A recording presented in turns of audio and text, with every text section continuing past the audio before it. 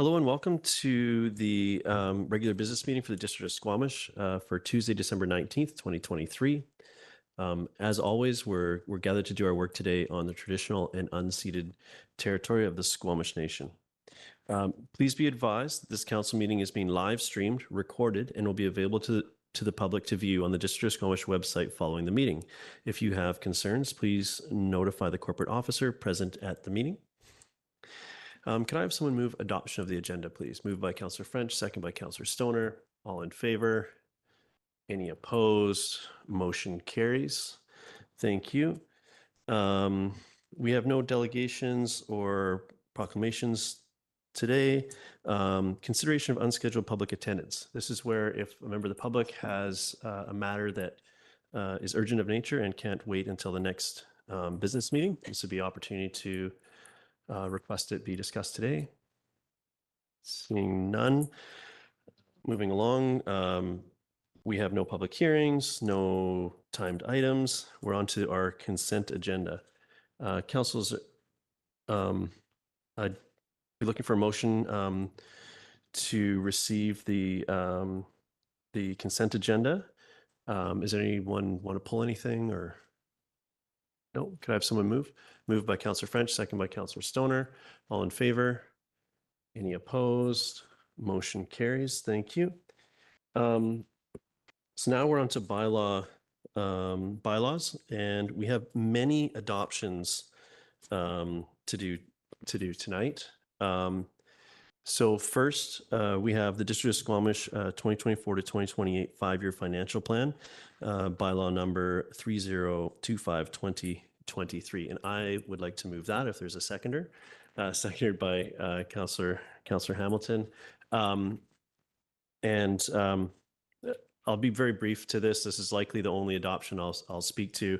I'm just really excited to be able to approve this budget, adopt this budget, and I really appreciate all of staff's work to get us to this point in the process, and my council colleagues for their work as we refined it through the last half of the year here, really. So thank you for that. I'm looking forward to seeing all of the goals here achieved in the coming year. Any other comments on that piece? That'll call the question. All in favor? Motion carries unanimously.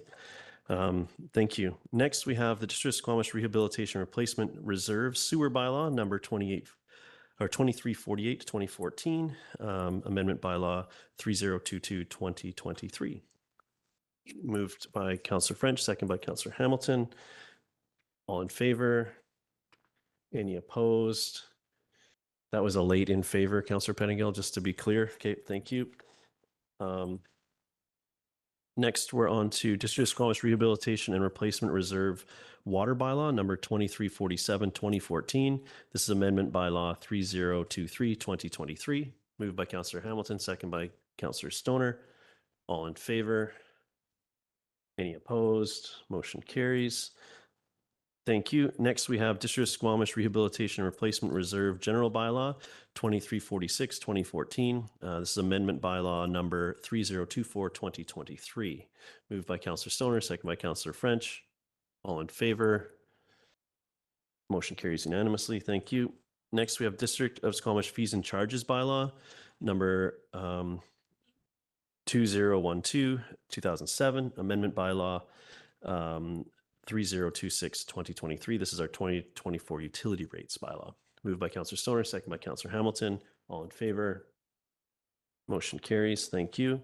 Next, we're on to District of Squamish zoning bylaw number 2200/2011, amendment bylaw number 3012/2023. This is for CD 38 Falcon Crescent childcare expansion. Moved by everybody on this side. No, Councillor French, moved by Councillor French, seconded by Councillor Hamilton. All in favor? Any opposed? Motion carries unanimously. Thank you. Next, we have zoning bylaw number 2200/2011, amendment bylaw number 2879/2022. This relates to projects at 38029 and 38045 3rd Avenue. Do I have a mover? Moved by Councillor Hamilton, second by Councillor Stoner. All in favor? Motion carries unanimously. Thank you. I said we had a lot of adoptions, and it was true. Now we're going on to yet more adoptions. District of Squamish zoning bylaw number 2200-2011, amendment bylaw number 2884, 2022, for projects at 38028 and 38062 3rd Avenue. Moved by Councillor French, second by Councillor Hamilton. All in favor? Motion carries unanimously. Thank you. Now we're on to District of Squamish new fire hall number 2 temporary borrowing bylaw number 2987 2023. Moved by Councillor French, second by Councillor Hamilton. All in favor? Any opposed? Motion carries. Thank you. District of Squamish R20 Peninsula Main Arterial temporary borrowing bylaw number 2994 2023. Moved by Councillor Hamilton, second by Councillor Stoner. All in favor? Motion carries unanimously. Thank you. Now we're on to District of Squamish Jimmy Judd Slough temporary borrowing bylaw number 2986 2023. Moved by Councillor French, second by Councillor Hamilton. All in favor? Any opposed? Motion carries. Thank you. District of Squamish wastewater treatment plant upsize future growth temporary borrowing bylaw number 2993 2023. Moved by Councillor Hamilton, second by Councillor French. All in favor? Any opposed? Motion carries. Thank you. And now we're on to item that concludes our many adoptions. And now we're on to item 10, staff reports. So 10A1 is a report from community planning on the wood fiber, LNG, natural gas, and FortisBC Eagle Mountain pipeline projects update. Is there a Okay, and we'll give staff a moment to get set up.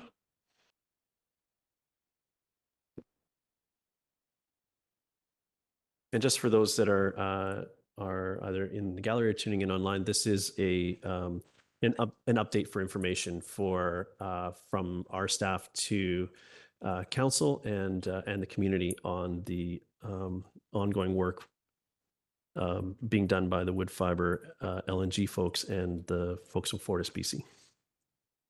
So there's not a decision tonight on this item.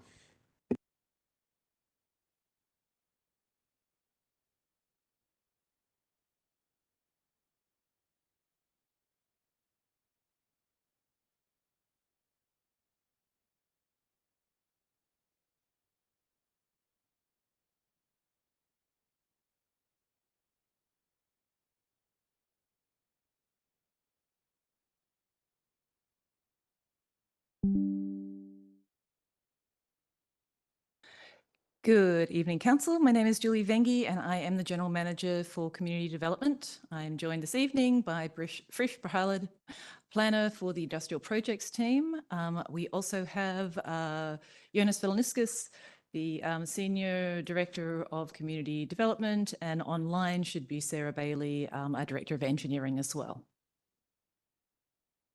Today's presentation aims to summarise activities for the October through December 2023 period related to each project and provide anticipated project activities for the coming months. Currently, both projects are in the construction phase. Initial EGP project works involve site clearing and mobilisation, and initial WLNG works include site preparation. In relation to EGP project activities, district staff are reviewing conditions of the EAC amendment for a larger workforce camp area. In particular, the two new conditions, one that the FortisBC Gender and Cultural Safety Plan must have EAO approval prior to occupation, and the second, the requirement for workers to reside at the camp and for FortisBC to track exemptions. District staff are also reviewing condition number 2's definition of reasonable exemptions to camp residency and the limit to residency only during camp operations. District staff have reviewed FortisBC's revised traffic impact assessment and traffic management plan and are in the process of compiling feedback and required improvements to both plans. District staff during this time have issued 5 temporary building permits and 1 works permits for related project works at the BC Rail Properties location. In response to district concerns regarding EGP's effluent discharge permit application, the BCER directed FortisBC to conduct an additional 30-day public notification period. That notification period launched November 30. In the meantime, district staff have also initiated an analysis of the Finchen Industrial Storm Main Sewer. In relation to the WLNG project activities for the same period, district staff responded to the Ministry of Transportation and Infrastructure referral regarding the extension of provincial licence agreement for the use of Darrell Bay Ferry Terminal. District staff issued a letter to the EAO with feedback on the EAC Amendment number 3 for temporary workforce accommodation, which is the flotel. District staff issued a letter to the EAO with feedback concerning WLNG's Community Services and Infrastructure Management Plan. District staff confirmed with the BCER the lead authority and process for permitting of WLNG site structures. And district staff issued one building permit, one development permit, the DPA 10 forming character, one DPA 1 for marine and terrestrial, one engineering works permit, one noise permit, and one tree and soils permit for the WLNG site. In relation to coordinated activities ongoing, there are certain combined activities that do apply to both projects. These include engaging with project proponents during regularly scheduled technical working group meetings and specific meetings tied to permitting and plan reviews. In addition, district staff completed a debrief meeting with both proponents to share best practices learned during FortisBC's line pipe delivery project and to set expectations with respect to the sharing of detailed go-forward work activity plans well in advance, as well as proponent communications and engagement plans to support community readiness, including communicating regularly and transparently with the public. The district's 2024-2028 financial plan included capacity funding from FortisBC and Woodfibre LNG to support the creation of a new project department, the Major Projects Industrial team, to administer regulatory requirements, interface with project proponents and regulators, and support district communication efforts and community resiliency planning for the EGP and WLNG construction projects.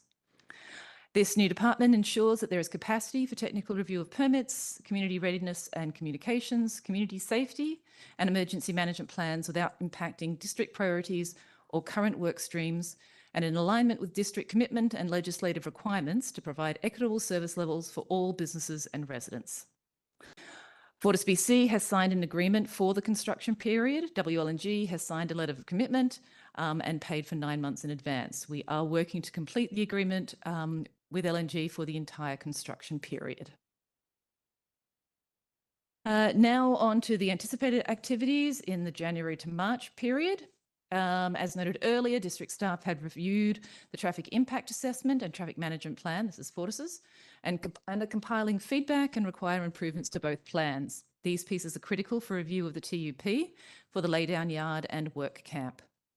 District staff have received a referral from the province's Land and Resource Stewardship Division concerning proposed works by EGP for an access road crossing Land Reserve 17 and will review and respond to the ministry. FortisBC has applied for a noise permit exemption for tunnelling operations at the BC Rail properties and WLNG sites. FortisBC is currently planning for the tunnelling required for a portion of the EGP project. Sorry, I'm going back. In early 2024, crews will begin assembling and lowering the tunnel boring machines for operations underground. From there, crews are expected to work 24 hours a day into 2026. While noise levels associated with the tunnelling are not expected to impact the community, continuous monitoring is already in place at both sites.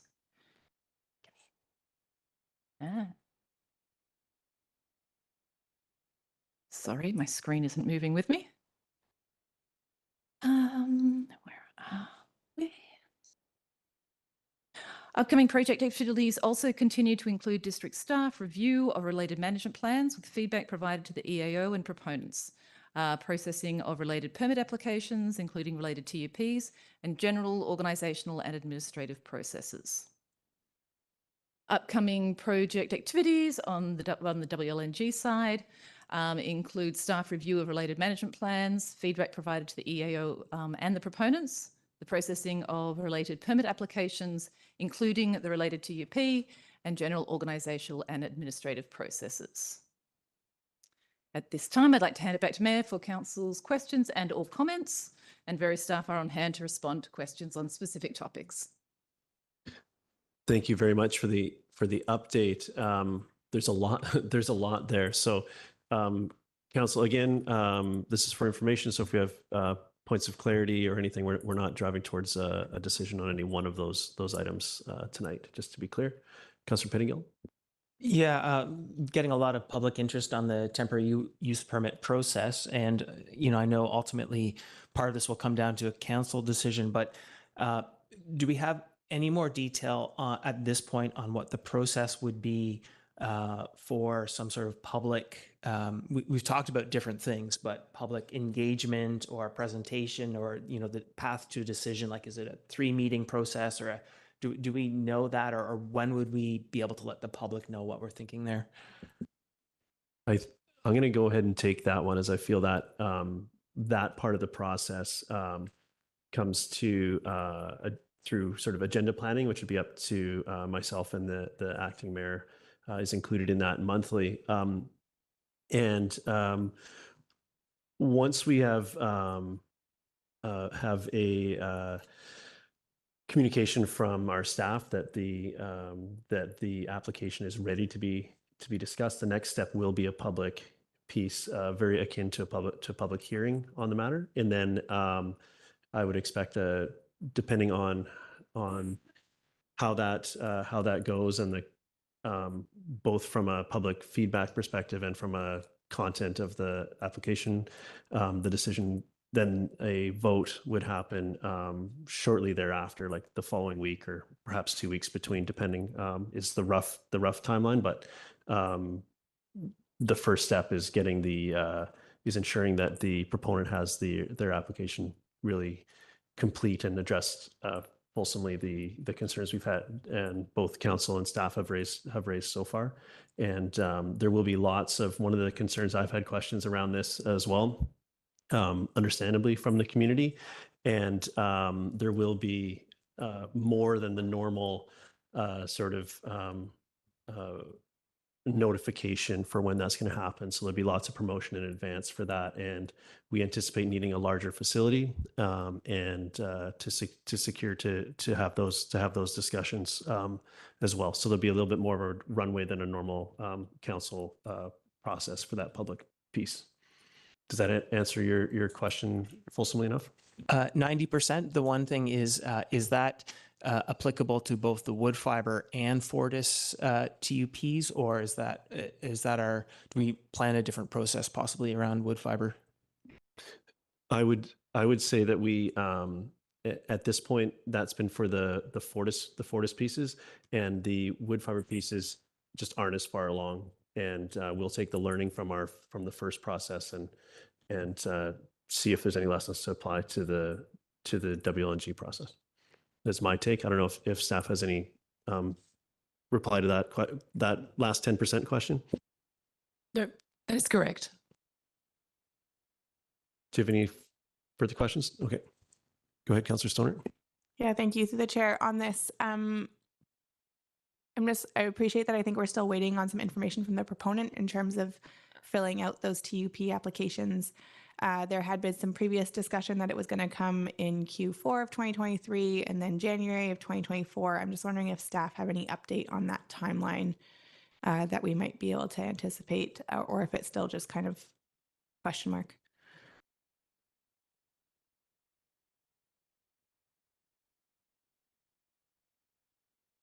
Through the mayor, that's still a question mark. It's really due to staff capacity and reviewing the reports to get them to an adequate level to come forward to council with a recommendation. Okay, thank you. Other questions, council? Go ahead. Yeah, thank you. Through the chair, in the staff report in your presentation, Ms. Wenge, you mentioned that with regards to the EGP pipeline and the effluent discharge permit application, the BC Energy Regulator did respond to district concerns in terms of the public notification period and extended that for an additional 30 days starting on November 30th. Are staff anticipating providing any sort of response during that notification period or any sort of referral back to the BCERs?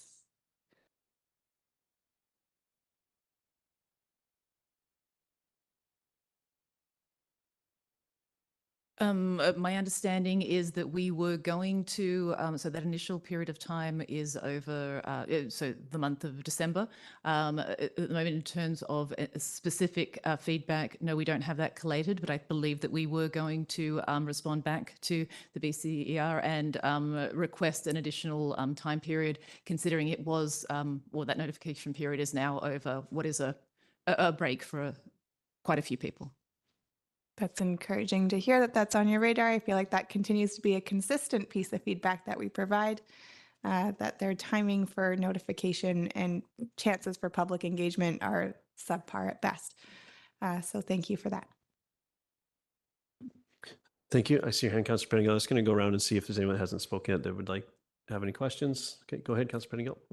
Yeah, sort of related. I guess I didn't understand that we were planning to provide feedback. I've had some correspondence about the biosphere, and previously we've sort of aligned with the biosphere's thoughts. So I'm wondering if it would be helpful to propose this resolution to inform that feedback, or if staff would prefer to just proceed.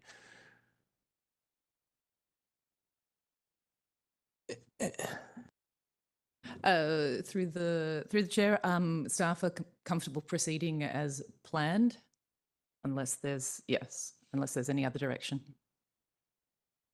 Go ahead, Councillor. Okay, and will the sort of will there be some communication with the biosphere or alignment with previous sort of feedback that we have formally aligned with on the biosphere regarding the sort of concerns about cumulative impacts and the lack of analysis and that sort of thing?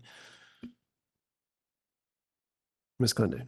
Thank you very much, through the mayor. Yes, in terms of taking council direction to provide the feedback, that's one thing.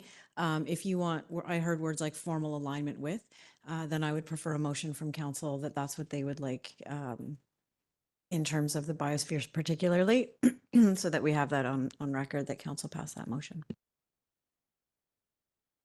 Thank you for that. Has the biosphere commented on that specifically, Councillor Pettingill?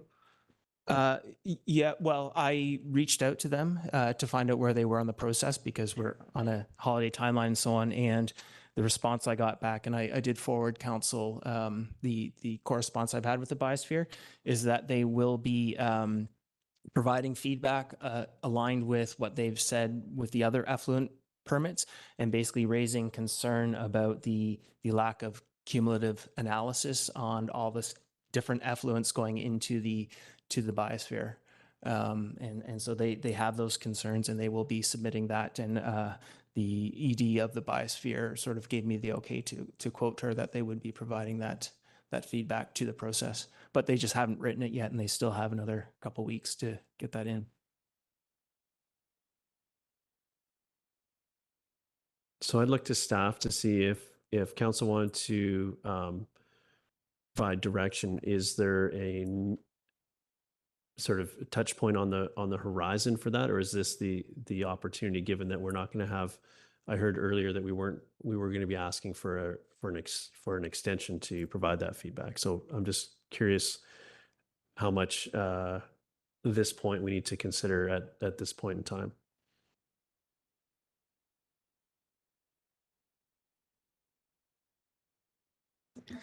Is that it? I'm just trying to think about our next touch point with council, aside from the next quarterly update. If we were to come back, and then is there a request to come back to council with the feedback for council endorsement to send?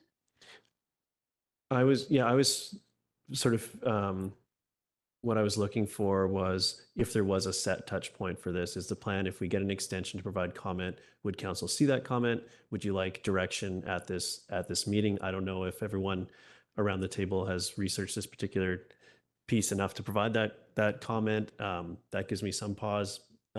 So generally, this is that information piece, and I'm not really looking for. I'd like to avoid sort of on the fly pieces of feedback unless this is sort of an opportune time to do that, and we're not going to have another opportunity. So it's just, is there another opportunity, or do we need to take an action that creates that other opportunity? I guess that's maybe the question.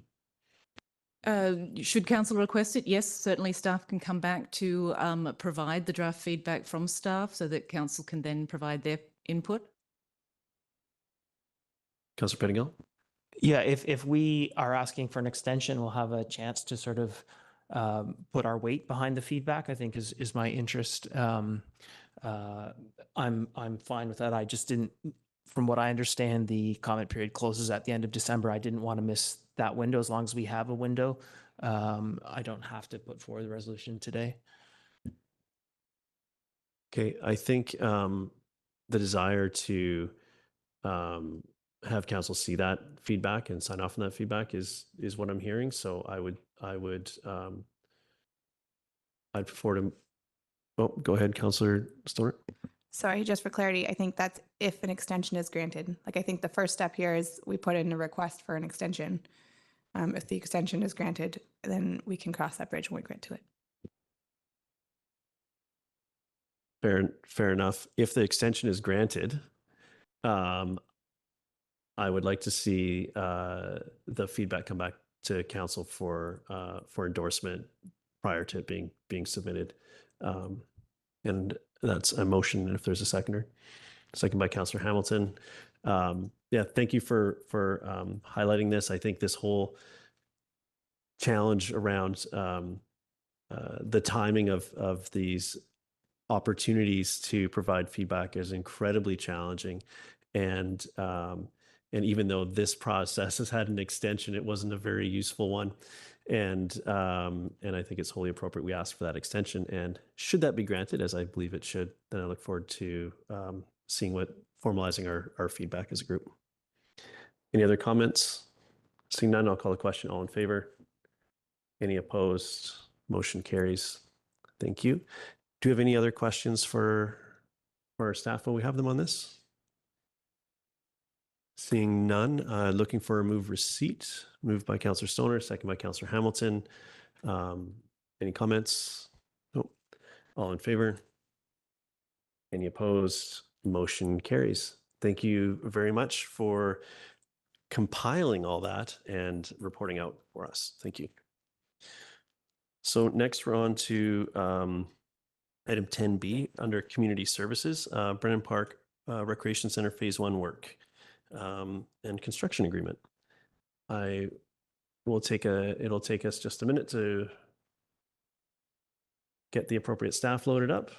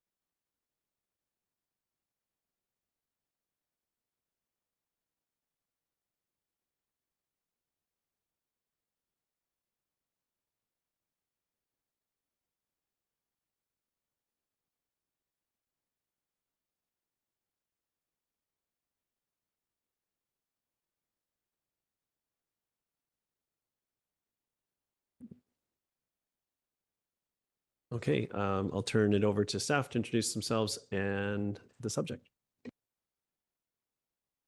Good evening, Mayor and Council. Thank you for your time this evening. My name is Cal Bragg. I'm the Director of Facilities Planning and Construction. This is a relatively short report from what we're typically used to for the Brennan Park items. This one pertains to Brennan Park Recreation Centre. It's for the Phase 1 retrofit works, and it is for the construction team engagement.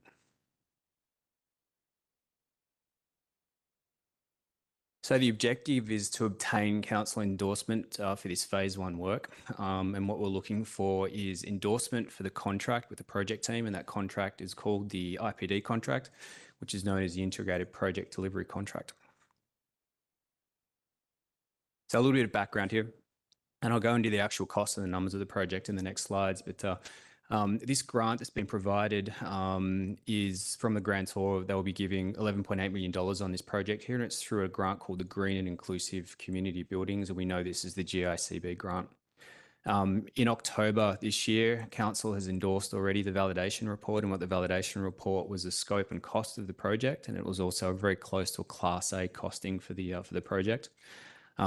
Council also endorsed moving the project to the next phase. So where we're sitting right now is seeking endorsement for the final costs just as we enter into the construction contract. The contract, it's known as the CCDC contract, and what the acronym is Canadian Construction Documents Committee. It's a very standard contract that we use in the construction industry. This one's called the 30.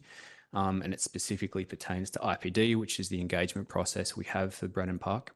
It's a multi-party agreement where we have one contract that has the architect, the builder, which is the general contractor, mechanical consultant, civil consultant, the mechanical trades, the electrical trades, electrical consultant, also structural consultant. So it's one project that entails all the project team, as opposed to a construction management contract, which has many contracts. Total project cost is unchanged from when we came to council in October. It's a $21 million project, and that's currently sitting in the 5-year financial plan with the district. There's no change to this project cost between then, which is the validation as noted, and this final cost. This IPD agreement is $19.9 million as far as scope of work is concerned, and I'll run through the scope in a second here. And of that, to reach the $21 million total project cost, we've also got a $1.1 million client cost allowance here, and that's additional contingency on top of this agreement. It's also furniture, fittings and equipment, and also some pre-construction costs that the district has paid for to date. The scope of work of this agreement under the IPD for this $19.9 million worth of work is per and in line with the GICB grant, and that includes a new customer service area, a retrofitted existing lobby, retrofitted the existing mezzanine area, and this is the programming space above the ice rink there.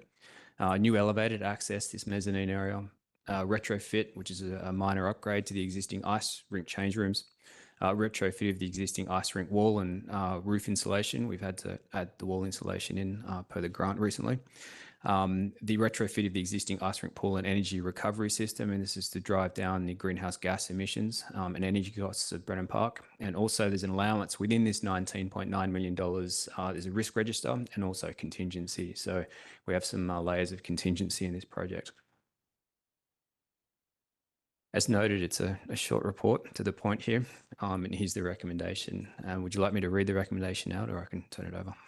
I don't think that's required, but thank you. Council, do we have, personally, I'm excited to see this, to be at this step in the process. This is something that we have discussed at various touch points along the way. However, do we have any questions about this particular touch point? Go ahead, Councillor Pettingill. So just understanding, so when we get to construction contract under IPD, that doesn't absolutely lock in a price, but it makes sure that sort of everyone's skin is in the game if prices do fluctuate. So beyond the contingency, that's sort of our buffer against price changes and so on, as opposed to the contract doesn't necessarily fix that. It's the IPD sort of process that manages that piece. Through the chair, yeah, that is a good question. With IPD, what we're having is a commitment from the project team that they'll build for X amount, which is the $19.9 million, and with that scope of work. So with IPD, things float around internally, but they're very, how would I say, once the project team states a price, it's much more likely we're going to hit that price, as opposed to, for example, a construction management agreement, where it's not so locked in. So what this does is we obtain a commitment from the project team to build this for $19.9 million.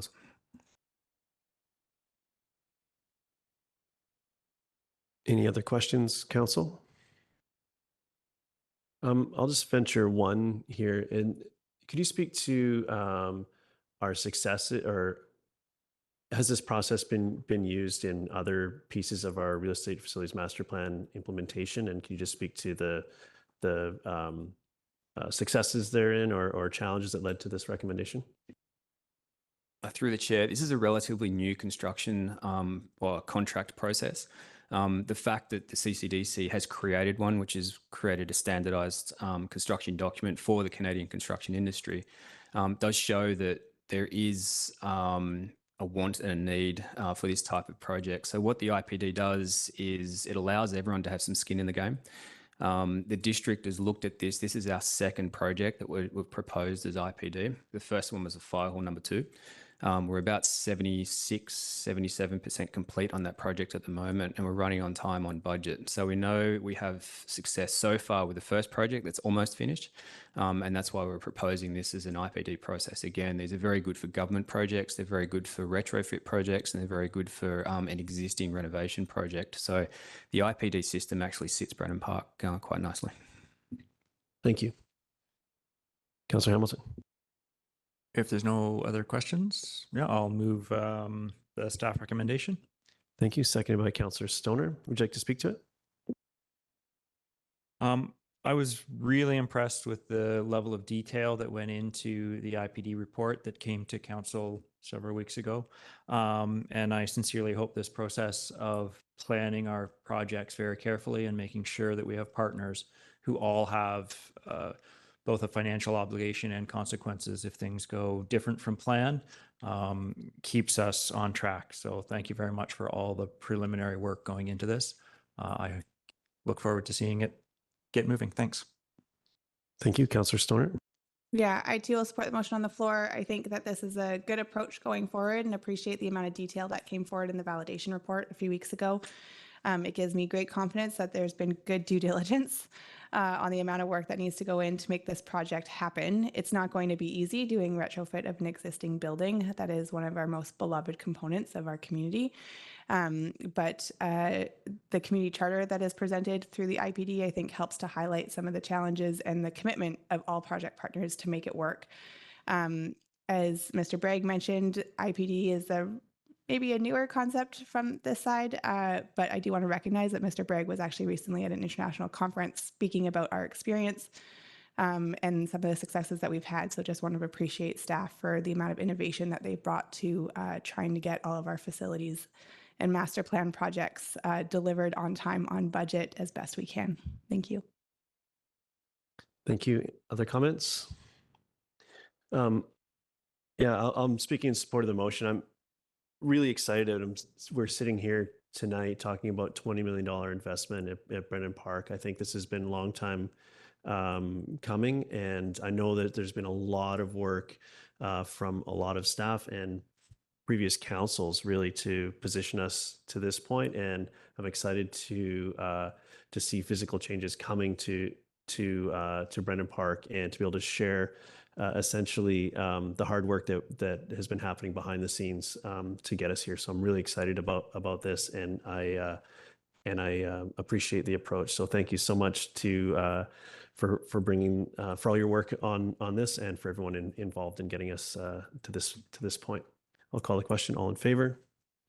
Motion carries unanimously. Thank you.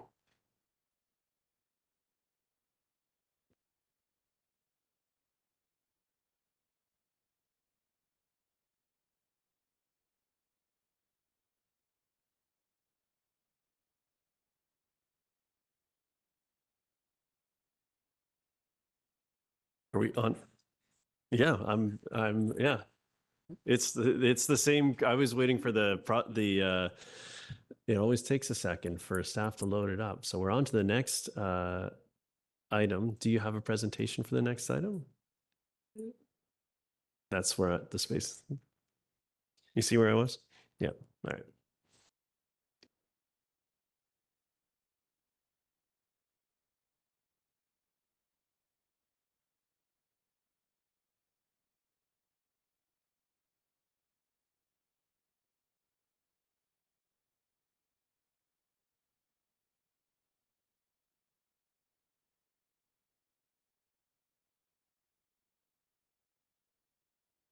The floor is yours.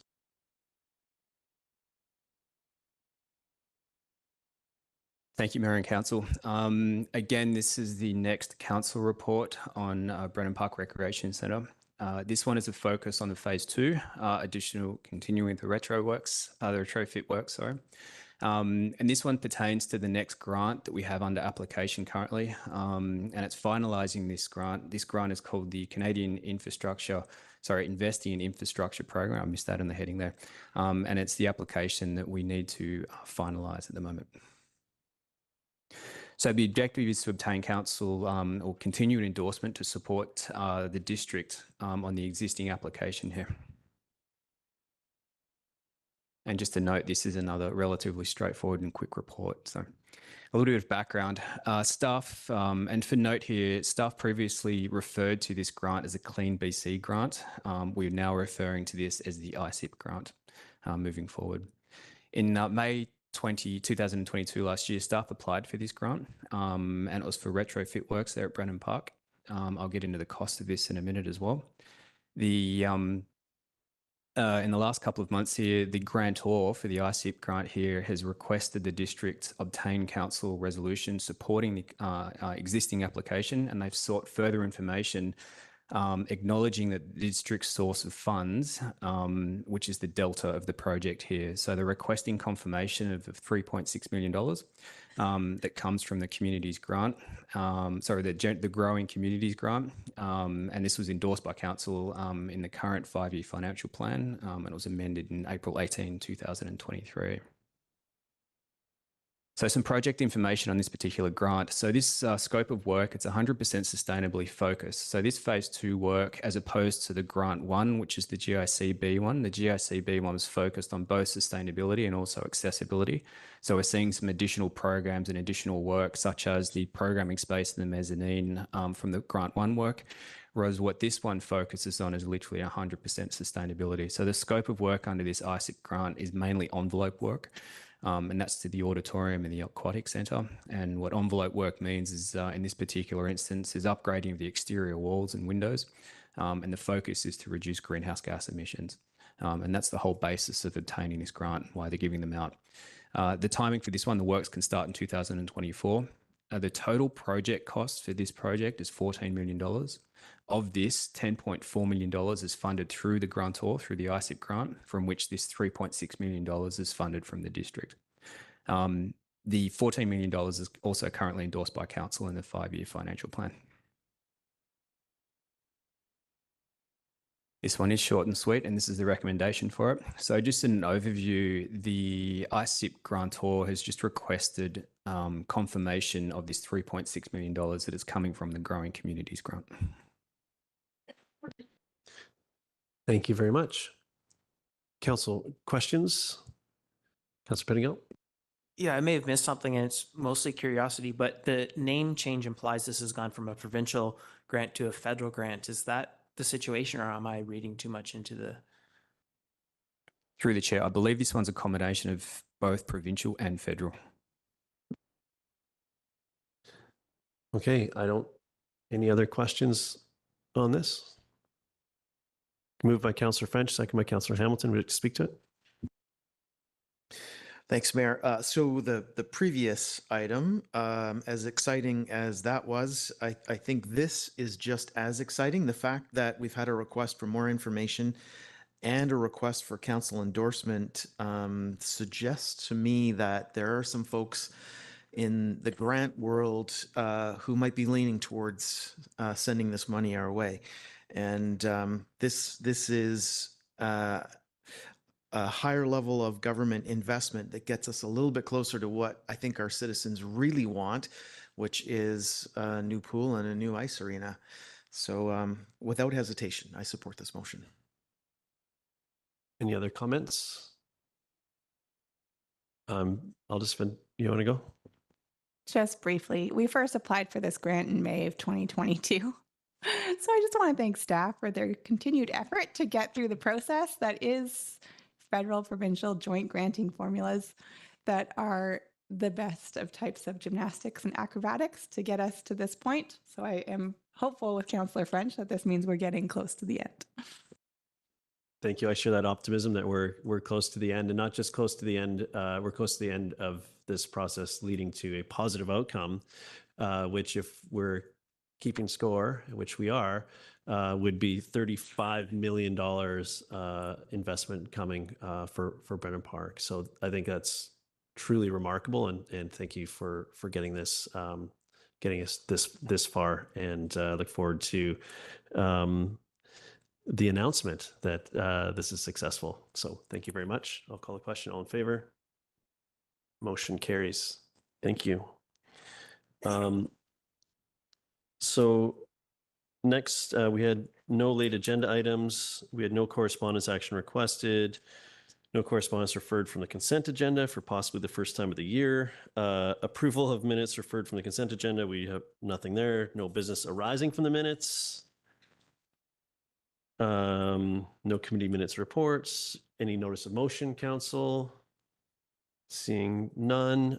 We have no council or staff in-camera announcements. We had no unscheduled public attendance. Open question period. Clarification related to agenda items. Does anyone in the audience or online have any questions for us about anything they've heard tonight? Seeing none, we'll move. Oh, yeah, sorry.